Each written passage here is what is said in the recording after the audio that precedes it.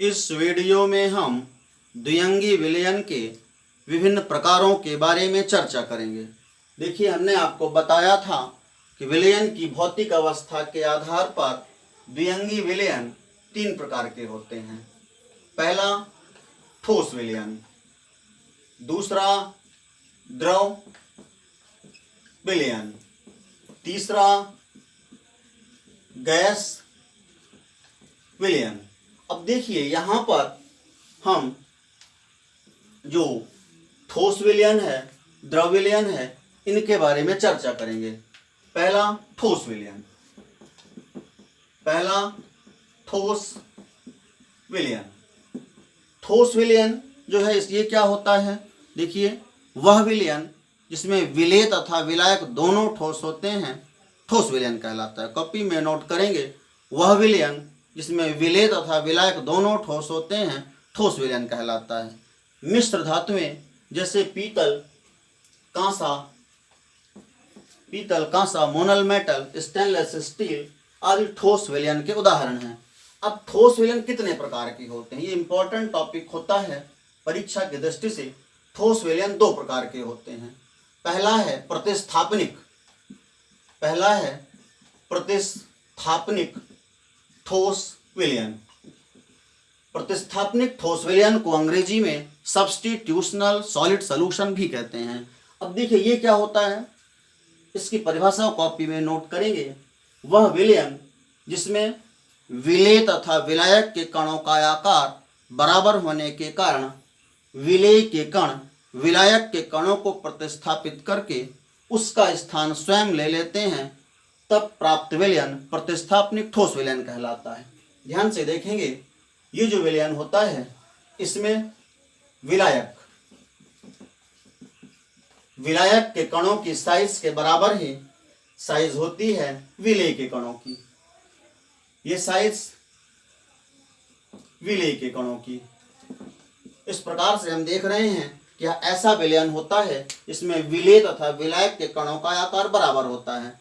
जब आकार बराबर होता है तब ये विलायक का क्रिस्टल है, इस क्रिस्टल में से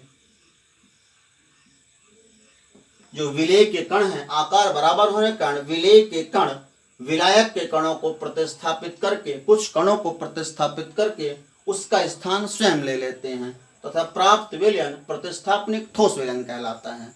देखेंगे, कुछ कण विलायक के यहाँ से प्रतिस्थापित हो जाते हैं और यहाँ पर विलेय के कण आ जाते हैं तथा इस प्रकार से जो प्राप्त विलयन होता है ये क्या कहलाता है? प्रतिस्थापनिक ठोस विलयन। तो इस प्रकार से प्रतिस्थापनिक ठोस विलयन क्या होते हैं? वे विलयन जिसमें विलेय तथा विलायक के कणों का आकार बराबर होने के कारण विलेय के कण विलायक के कणों को प्रतिस्थापित करके उसका स्थान स्वयं ले लेते हैं, तब प्राप्त विलयन प्रतिस्थापनिक ठोस विलयन कहलाता है। ये विलयन जो है मुख्य रूप से संक्रमण धातुओं द्वारा बनाए जाते हैं, क्योंकि इनके संक्रमण धातुओं के परमाणुओं के आकार लगभग बराबर होते हैं, जैसे पीतल, स्टेनलेस स्टील, कांसा, मोनल मेटल आदि। दूसरा होता है प्रतिस्थापनिक ठोस विलयन के बाद अंतराकाशी ठोस विलयन, इंटरस्टिशियल सॉलिड सॉल्यूशन। ये क्या होते हैं? देखिए, इसमें क्या होता है कि वे विलयन होते हैं जिसमें विलेय के कणों का आकार, जिसमें जो विलेय के कणों का आकार है वह विलायक के कणों के आकार की तुलना में, ये विलायक के कणों का आकार है, इसमें विलेय के कणों का आकार विलायक के कणों के आकार की तुलना में छोटा होता है, जिसके कारण ये विलायक का क्रिस्टल है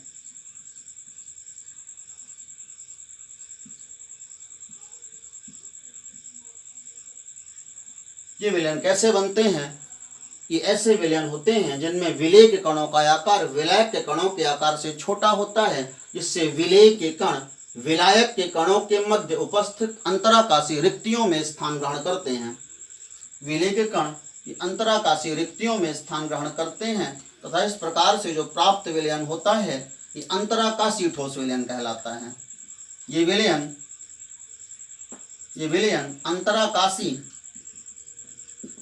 अंतराकाशीय ठोस विलयन होता है। ये विलयन जो है इसका एक मुख्य उदाहरण है टंगस्टन कार्बाइड WC। ये अंतराकाशीय ठोस विलयन का उदाहरण है। नाम से स्पष्ट है प्रतिस्थापनिक। इसमें विलेय के कण विलायक के कणों को प्रतिस्थापित करते हैं क्योंकि इनका आकार समान होता है तथा प्रतिस्थापनिक ठोस विलयन प्राप्त होता है। यह अंतराकाशीय ठोस विलयन। इसमें विलेय के कण विलायक के कणों के मध्य उपस्थित अंतराकाशीय रिक्तियों में स्थान ग्रहण करते हैं क्योंकि विलेय के कणों का आकार छोटा होता है विलायक कणों के आकार से, तथा प्राप्त विलयन अंतराकाशीय ठोस विलयन कहलाता है। तो इस प्रकार से ठोस विलयन के बारे में हमने देखा, इसका ध्यान रखेंगे। दूसरा विलयन जो है इसे देखते हैं। दूसरा विलयन जो है ये होता है द्रव विलयन। द्रव विलयन, देखिए जो द्रव विलयन है तो द्रव विलयनों के 3 मुख्य प्रकार हैं, उन्हें देखना है। पहला है ठोस द्रव, दूसरा है द्रव, तीसरा है गैस द्रव। ठोस द्रव, द्रव, गैस द्रव। पहला ठोस द्रव विलयन। देखिए ठोस द्रव विलयन जो है इसमें क्या होता है, किसी भी ठोस विलेय को विलायक में घोलने पर विलेय धन विलायक, किसी भी ठोस विलेय को विलायक में घोलने पर जब ठोस विलेय विलायक में घुलता है तब विलयन प्राप्त होता है। किंतु विलेय की एक निश्चित मात्रा ही विलायक में घोली जा सकती है। अधिक मात्रा घोलने पर कुछ समय बाद जो ये विलयन है ये इसका क्रिस्टलन होता है और विलेय तथा विलायक अलग हो जाते हैं। अतः ये जो संतृप्त विलयन है, विलेय को एक निश्चित मात्रा में विलायक में घोलने पर प्राप्त विलयन संतृप्त विलयन होता है तथा इसके क्रिस्टलन से विलेय और विलायक अलग हो जाते हैं। तो इस प्रकार से यहाँ पर हम देखते हैं कि संतृप्त विलयन जो होता है, संतृप्त विलयन में विलेय तथा विलायक विलयन के साथ एक गतिक साम्य में होते हैं और इस प्रकार से प्राप्त विलयन जो है संतृप्त विलयन होता है। इसके बारे में हमने आपको बताया भी था कि संतृप्त विलयन वह विलयन होता है जिसमें विलेय की और अधिक मात्रा नहीं घोली जा सकती है। अब इसके बाद विलेयता सॉल्युबिलिटी, इसकी परिभाषा कैसे देते हैं देखेंगे ध्यान से। देखिए इसकी परिभाषा है, विलेय की ग्राम में वह मात्रा जो 100 ग्राम विलायक को संतृप्त करने के लिए आवश्यक होती है विलेयता कहलाती है। विलेय की ग्राम में वह मात्रा जो 100 ग्राम विलायक को संतृप्त करने के लिए आवश्यक होती है विलेयता कहलाती है। अब इसके बाद ठोसों की द्रवों में विलेयता को प्रभावित करने वाले कारक। ठोस द्रव विलयन जो है इसमें ठोसों की द्रवों में विलेयता को प्रभावित करने वाले कारक। देखिए ठोसों की द्रवों में विलेयता को मुख्य रूप से 2 कारक प्रभावित करते हैं। पहला कारक है विलेय तथा विलायक की प्रकृति। विलेय तथा विलायक की प्रकृति, इसमें देखिए समान विलेय समान विलायकों में विलेय होते हैं। जैसे ध्रुवीय यौगिक है, जैसे ध्रुवीय यौगिक NaCl जो है ध्रुवीय विलायक H2O जल में विलेय होता है। इसी प्रकार से अध्रुवीय यौगिक हैं जैसे बेंजीन, क्लोरोफॉर्म आदि व अध्रुवीय विलायकों जैसे CCl4 कार्बन टेट्राक्लोराइड आदि में विलेय होते हैं। तो इसमें मुख्य चीज है कि समान विलायकों में विलय होते हैं। ध्रुवीय विलय ध्रुवीय विलायकों में, अध्रुवीय विलय अध्रुवीय विलायकों में विलय होते हैं। इसके अलावा यदि कोई आयनिक यौगिक है, तो आयनिक यौगिक की जल में विलेयता मुख्य रूप से दो कारकों द्वारा प्रभावित होती है। पहला है जालक ऊर्जा, इसे कॉपी में नोट करेंगे। जालक ऊर्जा, लैटिस एनर्जी, ये क्या होती है? देखिए इसकी परिभाषा है, कॉपी में नोट करेंगे। एक मोल आयनिक क्रिस्टल के निर्माण में जो मुक्त ऊर्जा है वही क्या कहलाती है? जालक ऊर्जा कहलाती है। एक मोल आयनिक क्रिस्टल के निर्माण में, एक मोल आयनिक क्रिस्टल के निर्माण में मुक्त ऊर्जा जालक ऊर्जा कहलाती है। दूसरा है जल योजन ऊर्जा, हाइड्रेशन एनर्जी, ये क्या होती है? देखिए इसमें क्या है कि जब किसी भी आयनिक क्रिस्टल को जल में घोला जाता है तब मुक्त ऊर्जा जल योजन ऊर्जा कहलाती है। आयनिक क्रिस्टल को जल में घोलने पर मुक्त ऊर्जा जल योजन ऊर्जा कहलाती है। अब इसमें ध्यान से देखेंगे,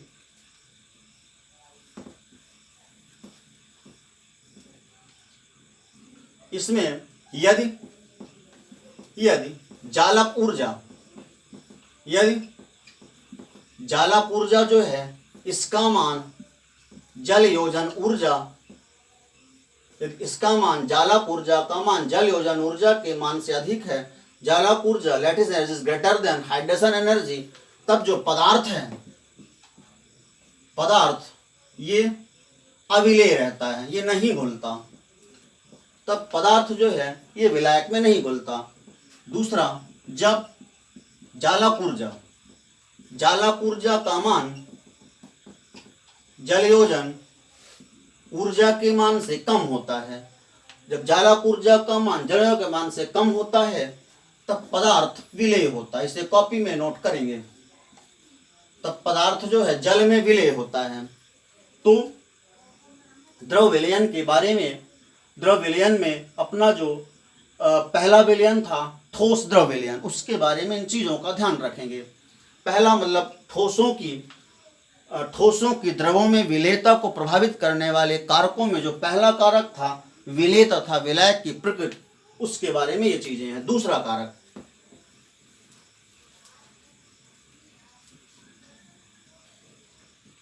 द्रव विलयन में जो दूसरा कारक है विलेयता को, विलेय तथा विलायक की विलेयता को प्रभावित करने वाला जो कारक है, उसका जो दूसरा कारक है वो है ताप। देखिए ताप का क्या प्रभाव होता है इसमें। यदि विलेय की प्रकृति ऊष्मा शोषी है, यदि विलेय की प्रकृति ऊष्मा शोषी है, तब विलेय की प्रकृति ऊष्मा शोषी होने पर ताप बढ़ाने पर विलेयता बढ़ती है। यदि विलेय की प्रकृति ऊष्मा शोषी है तब ताप बढ़ाने पर विलेयता बढ़ती है। दूसरा, यदि विलेय की प्रकृति ऊष्मा क्षेपी है, यदि विलेय की प्रकृति कैसी है, ऊष्मा क्षेपी है, तब ताप बढ़ाने पर विलेयता घटती है। इसको कॉपी में नोट करेंगे। दूसरा कारक जो है ताप, इसमें यदि विलेय की प्रकृति ऊष्मा शोषी है तब ताप बढ़ाने पर विलेयता बढ़ती है, यदि ऊष्मा क्षेपी है तब ताप बढ़ाने पर विलेयता घटती है। इसके बाद ये तो था ठोस द्रव विलयन के बारे में। दूसरा जो है द्रव विलयन, दूसरा कौन सा था? द्रव विलयन। देखिए जो द्रव विलयन है इसको 3 युग्मों में बांटा गया है। पहला है पूर्णतः मिश्रणीय द्रव युग्म। पूर्णतः मिश्रणीय द्रव युग्म जो है इसके अंतर्गत जैसे एथिल एल्कोहल व जल, ये पूर्णतः मिश्रणीय द्रव युग्म है। दूसरा है पूर्णतः अमिश्रणीय पूर्णतः अमिश्रणीय द्रव युग्म। इसके अंतर्गत बेंजीन व जल। तीसरा है आंशिक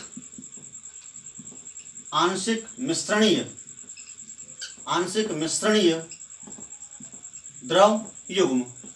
इसके अंतर्गत डाई एथिल ईथर व जल आते हैं। ये आंशिक मिश्रणीय द्रव युग्म है। तो इस प्रकार से द्रव द्रव विलयन को 3 मुख्य युग्मों में बांटा गया है। इसके बाद है जो तीसरा प्रकार है गैस द्रव विलयन। गैस द्रव विलयन का तीसरा प्रकार जो है गैस द्रव विलयन। देखिए, जो गैस द्रव विलयन है, जब किसी भी गैस को द्रव में विलय करते हैं तब प्राप्त विलयन गैस द्रव विलयन कहलाता है। अब ये जो विलयन है, तो इसमें गैसों की द्रवों में विलेयता को प्रभावित करने वाले कुछ कारकों के बारे में हम देखेंगे। गैसों की द्रवों में विलेयता को प्रभावित करने वाले कारक। इसमें पहला है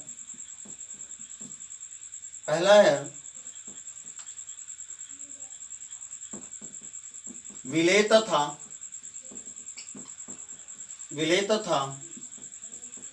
विलायक की प्रकृति। देखिए, इसमें क्या है कि कुछ गैसें जो है कठिनाई से द्रवित होती हैं। कुछ गैसें जैसे H2, O2, He, hydrogen, oxygen, helium आदि गैसें कठिनाई से द्रवित होती हैं। तो हाइड्रोजन, ऑक्सीजन और वे गैसें जैसे हाइड्रोजन, ऑक्सीजन, हीलियम आदि कठिनाई से द्रवित होती हैं, तो ऐसी गैसों की जल में विलेयता कम होती है। दूसरा, जो सरलता से द्रवित होती हैं जैसे NH3, SO2, HCl आदि ये सरलता से द्रवित होती हैं, तो इनकी जो है जल में विलेयता अधिक होती है। इनकी कम होती है। तो इस प्रकार से जो कठिनाई से द्रवित होने वाली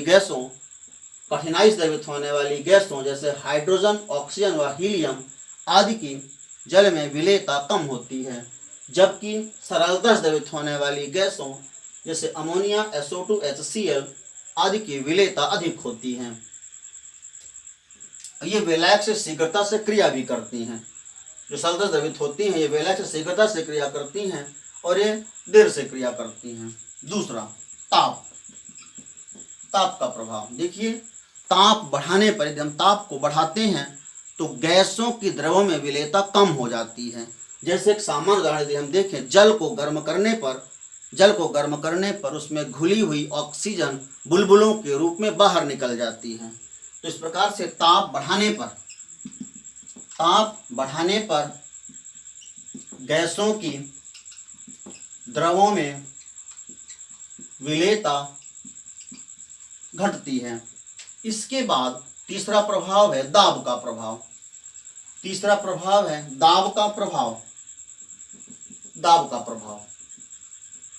दाब का प्रभाव। देखिए, दाब बढ़ाने पर गैसों की द्रव में विलेयता बढ़ती है तथा इसके लिए हेनरी ने एक नियम दिया था, जिसके बारे में हम अगले वीडियो में चर्चा करेंगे। धन्यवाद।